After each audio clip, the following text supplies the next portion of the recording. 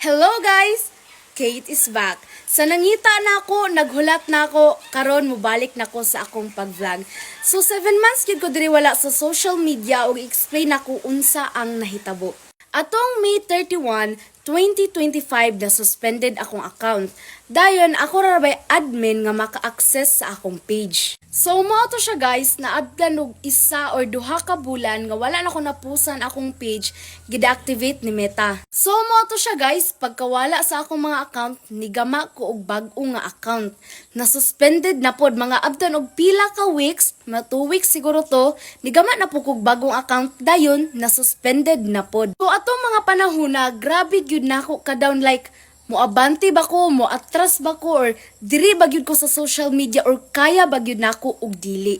Grabe gyud kaayo ang panghitabo nako ato nga time. So karon guys, balikan nako ang pag-vlog kay kabalo ko nga daghan kaayo mo nangita nako, gahulat nako og gimingaw nako. Kay daghan kay kog mabasahan sa akong TikTok, mo message nako nga moingon balik na Kate, pag-vlog na Kate, gimingaw na ako sa imong vlog. Like, kamo gyud mismo ang rason nganong mobalik kog vlog sa social media. So karon guys, sa akong pagsugod, hinaot unta nga suportaan ko ninyo kay baliko na nako ang Kate nga inyong gipangita. So marto guys, hinaot pa unta nga nasabtan ninyo unsa ang nahitabo. Ako day si Kate, laban og padayon.